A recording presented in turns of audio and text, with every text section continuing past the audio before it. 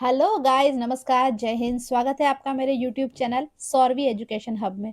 तो आज हम पढ़ेंगे क्लास 8 का एक्सरसाइज 3 का इंट्रो। इसमें हम पढ़ेंगे सारा परिचय। आज हम एक वीडियो बना रहे हैं जिसमें होगा इसका एक पार्ट और नेक्स्ट वीडियो में इसका सेकंड पार्ट आएगा इंट्रोडक्शन का।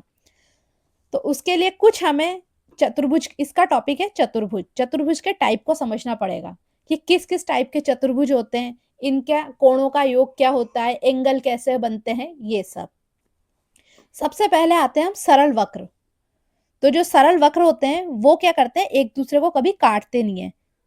वे वक्र जो स्वयं को कभी नहीं काटते हैं, जैसे ये एक आपको लग रहा है ये सरल वक्र है, नहीं है, क्योंकि ये बीच में से क्या कर रहा है, खुद को काट रहा है, तो ये सरल वक्र नहीं है। ये जो है वो है सरल वक्र, बिल्कुल सरल रेखा है जो बीच में खुद को नहीं काट रही है, तो ये क्या है, सरल रेखा, सरल वक्र। ये सरल वक्र है, नहीं है, ये बीच में कट रहा है, तो ये क्या बनेगा, सरल वक्र नहीं है।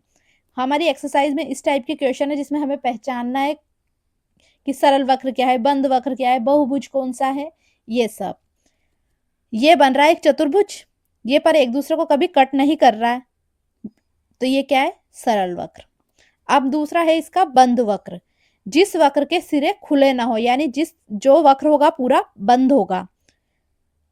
तो ये एक सर्किल बना हुआ है, क्या ये बंद वक्र है, बिल्कुल है, कोई सा भी इसका क्या है, सिरा खुला नहीं है, तो ये क्या है, बंद वक्र है। ये दूसरा है, ये आपको लगता है ये बंद वक्र है, नहीं, ये तो सरल वक्र है। बंद वक्र के लिए तो इसके सिरे क्या होने चाहिए थे, बंद, तो ये क्या है, बंद वक्र नहीं है। ये बंद वक्र है, नहीं, इसके क्या है, दोनों सिरे खुले हुए हैं, तो ये बहुत ध्यान से देखिएगा।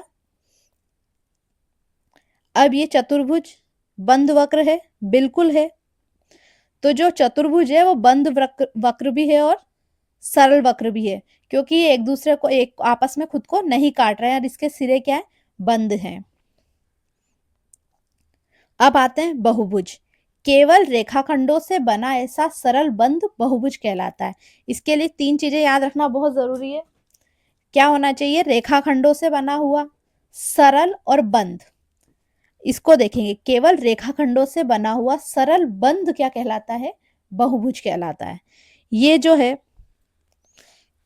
एक काट रहा है, सरल नहीं है, रेखाखंडों से बना हुआ है, बंद है, पर ये क्या है, सरल नहीं है, ये देखो कट रहा है, तो ये क्या है, बहुभुज नहीं है। ये आपस में तीनों कोण जुड़े हुए हैं, बंद है, रेखाखंडों से बने हुए हैं, सरल है, ये त्रिभुज क्या है, बहुभुज है। अब हम आते हैं इस पे, वृत्त पे। जो हमारा ये है, सरल है, बंद है, पर इसमें रेखाखंड ही नहीं है, क्या नहीं है, रेखाखंड नहीं, तो ये क्या है, बहुभुज नहीं है। अब हम इस पे आते हैं, इसमें रेखाखंड है, सरल है, और ये एक बंद बहुभुज है, तो ये क्या है, बंद बहुभुज है। ये खुला हुआ है, तो ये क्या है, अपने आप बहुभुज नहीं होगा। ये रेखाखंडों से बना हुआ है, सरल है और बंद है, तो ये भी क्या होगा, बहुभुज। आई होप आपको ये समझ में आ रहा होगा। नेक्स्ट चलते हैं हम, विकर्ण। तो जो विकर्ण होता है वो दो शीर्ष, जैसे ये आयत है, दो शीर्षों के आसन्न को मिलाने पर बना रेखाखंड होता है। दो शीर्षों के को मिलाने पर बना रेखाखंड क्या कहलाता है, विकर्ण। अब इसमें जो शीर्ष लेंगे तो आमने सामने इस आसपास वाले नहीं लेंगे, जैसे ये ए, ये बी, सी और डी। जो हमारे पास, हम क्या करेंगे, ए को बी से मिलाएंगे तो क्या बन जाएगी, भुजा। तो अब हम क्या करेंगे, इस ए को मिलाएंगे सी से, तो ये जो ए सी से मिला है वो क्या कहलाएगा, विकर्ण। दो शीर्षों को मिलाने पर बना रेखाखंड क्या कहलाता है, विकर्ण। तो ये कौन से शीर्ष मिलाने, आसन्न शीर्षों को छोड़ने, ए के साथ आसन्न कौन सा है, बी, तो क्या करेंगे, एक छोड़ के दूसरा वाला लेंगे तो सी, और ऐसे ही बी के साथ सी तो मिल ही गया इधर, अभी सी से मिलाएंगे तो क्या बनेगी, भुजा। तो अब हम क्या करेंगे, इसको डी से मिलाएंगे, तो ये क्या बने, इसके विकर्ण। ऐसे ये तो था चतुर्भुज का। अब इधर आते हैं हम पंचभुज। अब इसमें क्या होगा, इसके को पंचभुज में A B C D E, ए को बी से मिलाएंगे तो भुजा बन जाएगी, तो हम क्या करेंगे, बी से ना मिलाकर ए को सी से मिलाएंगे, ऐसे।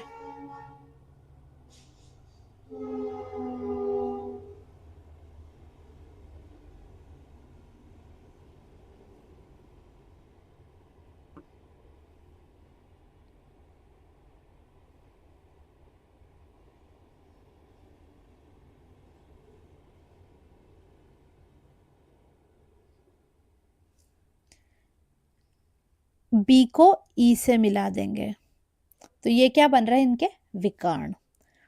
इसमें भी विकर्ण बनेगा, एक तो ये अंदर विकर्ण बना, और एक इसको हम ये बाहर मिलाएंगे तो ये भी क्या बना, विकर्ण, ए बी सी। तो विकर्ण क्या होते हैं, दो शीर्षों को मिलाने से बना रेखाखंड। उसमें क्या होता है, आसन्न शीर्षों को छोड़ना पड़ता है, क्योंकि आसन्न शीर्ष अगर मिला दिए तो वो क्या बन जाएगी, भुजा। अब हम आते हैं अभ्यंतर और बहिर्भाग किसे कहते हैं। जैसे ये व्रत है, इस व्रत के जो अंदर वाला भाग होता है वो क्या कहलाएगा, अभ्यंतर, और जो ये बाहर फ्री पड़ा है भाग वो क्या कहलाएगा, बहिर्भाग। कोई सी भी बंद आकृति, सरल बंद आकृति, जैसे ये, इसके भी अंदर का भाग क्या कहलाएगा, अभ्यंतर, बाहर का बहिर्भाग। ये भी एक सरल बंद वक्र है, इसके अंदर का भाग क्या कहलाएगा, अभ्यंतर, और बाहर का बहिर्भाग। किसी भी सरल बंद आकृति के अंदर वाला भाग क्या कहलाता है, अभ्यंतर, और बाहर वाला भाग क्या कहलाता है, बहिर्भाग। अब हम आते हैं उत्तल व अवतल बहुभुज क्या होते हैं।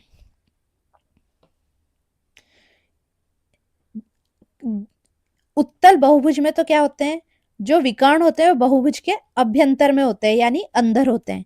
जैसे इस चतुर्भुज में अगर हम विकर्ण खींचेंगे तो कैसे खींचने में आएगा,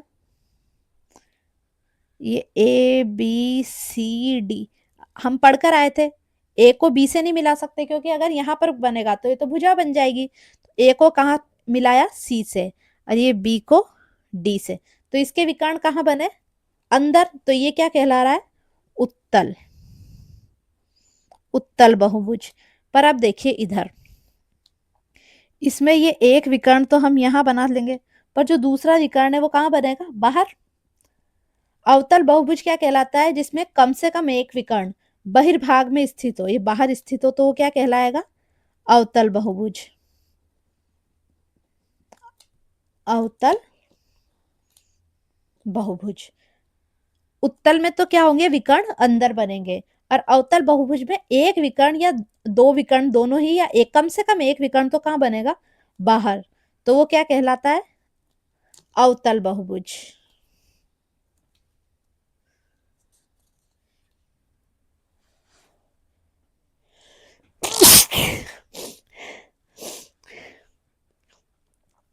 नेक्स्ट चलते हैं हम, सम और विषम बहुभुज क्या होते हैं। सम बहुभुज वो होता है जिसकी सभी भुजाएं व कोण बराबर होते हैं, सभी भुजाएं और सभी कोण बराबर होते हैं। जैसे ये है वर्ग, ए बी सी डी,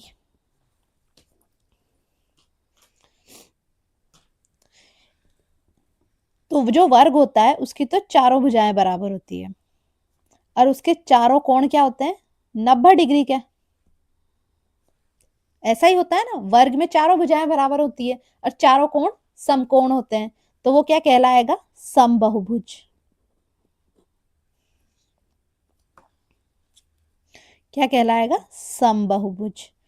ऐसे ही अब हम आते हैं आयत पे, ए बी सी डी। आयत में क्या होता है, आमने सामने की भुजाएं बराबर होती है, ऐसा ही होता है। कोण तो सारे ही क्या होते हैं, समकोण होते हैं, तो इसमें क्या होते हैं, कोण तो बराबर है,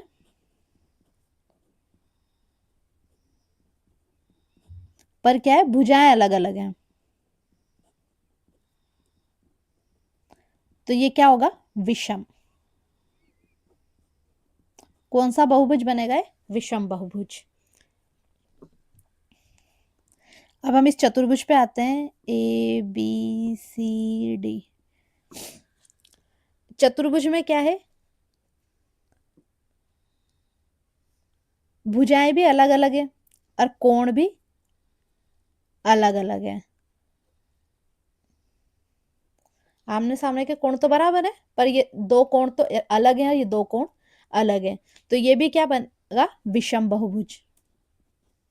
विषम, इसमें तो कोण भी अलग है और भुजाएं भी अलग अलग है।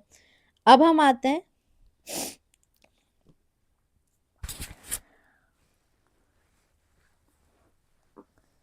इस पंचकोण पे, पंच बहुभुज पे। तो इस पंचभुज में, पंच बहुभुज में क्या है, कोण भी इधर तो 90 है, पर यहाँ कोण क्या है, अलग अलग, तो ये क्या बन रहा है, विषम। भुजाएं भी अलग अलग है और ये दो कोण तो बराबर है और ये सब अलग अलग है, तो ये क्या बन रहा है, विषम।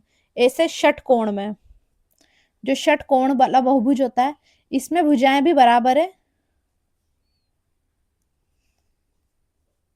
और कोण भी बराबर है। षटकोणीय बहुभुज में क्या है, भुजाएं बराबर है देखो, और कोण भी बराबर है, तो ये क्या बनेगा, सम बहुभुज। जिसमें कोण और भुजाएं बराबर हो वो तो हो जाता है सम बहुभुज, और जिसमें कोण और भुजाएं अलग अलग हो वो क्या बन जाएगा, विषम बहुभुज। अब हम आते हैं अंतः कोण और बाह्य कोण के बारे में जानने। जो अंतः कोण होता है वो अंदर बने हुए कोणों को कहलाता है अंतः कोण, और जो बहिष्कोण होता है, वो बाहर जो कोण होते हैं वो क्या कहलाते हैं, बहिष्कोण। त्रिभुज के तीनों अंतः कोणों का, ये जैसे ये त्रिभुज है ए बी सी, इसके अंदर वाले कोण ये, इसके तीनों अंतः कोणों का योग क्या होता है, कोण 1, कोण 2, कोण 3। कितना होगा, त्रिभुज के तीनों अंतः कोणों का योग 180 डिग्री। ये याद रखना है, इन सबको हमें क्या है, याद करना है। ऐसे ही चतुर्भुज के चारों अंतः कोणों का योग, जैसे चतुर्भुज है ए बी सी डी, कोण 1, कोण 2, कोण 3 और ये कोण 4। कोण 1 प्लस कोण 2 प्लस कोण 3 प्लस कोण 4, इसके कोणों का योग कितना होगा, 360 डिग्री। त्रिभुज के तीनों अंतः कोणों का योग कितना होता है, 180 डिग्री, और चतुर्भुज के चारों अंतः कोणों का योग कितना होता है, 360 डिग्री। अब हम पंचभुज के अंतः कोणों का योग ज्ञात करेंगे। पंचभुज के अंतः कोणों का योग ज्ञात करने का एक फॉर्मूला है, बहुत इजी सा, 180 छोटा कोष्टक n-2। n अगर हम हमारे पास पंचभुज है तो n की जगह क्या करेंगे, हम 5 लिखेंगे। 6 भुज है तो n की जगह 6 लिखेंगे। पंचभुज के अंतः कोणों का योग कितना है हमारे पास, तो कैसे निकालेंगे, 180 कोष्टक 5-2, तो 180, 5 में से 2 गए 3, अरे 180 को 3 से गुणा करा कितने हुए, 540 डिग्री। तो पंचभुज के अंतः कोणों का योग कितना है, 540 डिग्री। और अब हमें क्या निकालना हो, एक कोण का मान, एक अंतः कोण, हमें क्या कर निकालना हो, एक अंतः कोण। तो हम क्या करेंगे, 540 में 5 का भाग दे देंगे, क्योंकि एक का मान आ जाएगा, वो कितना हुआ, 108 डिग्री। एक अंतः कोण का मान क्या हुआ, 108 डिग्री। तो पंचभुज के अंतः कोणों का योग कितना होता है, किसी पंचभुज हो, षटभुज हो, 180 n-2। पंचभुज का निकालना, n की जगह क्या रखेंगे, 5 रखा, -2 अपनी जगह।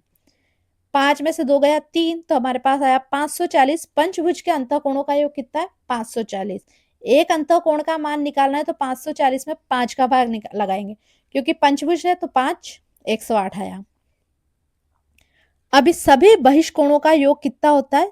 360 डिग्री। बहिष्कोण यानी जो बाहर बने होते हैं। सम बहुभुज का एक बाह्य कोण का मान कितना होता है? 360 बटा n। n अगर पंचभुज है तो 5, षटभुज है 6, यहाँ पर n की जगह 1 2 3 4 कुछ भी जो दे रखा होगा। पंचभुज तो 5, षटभुज तो 6, ऐसे। इस टाइप का अब हम एक क्वेश्चन सॉल्व करते हैं। किसी सम षटभुज यानी कौन सा षटभुज है? 6 वाला। n का मान कितना रखना पड़ेगा हमें? यहाँ 6 के बहिष्कोण व अंतःकोण का मान बताइए। बहिष्कोण का फॉर्मूला है 360 बटा n। तो पहले तो मैं ये एक्सप्लेन कर देती हूँ कि षटभुज क्या होता है।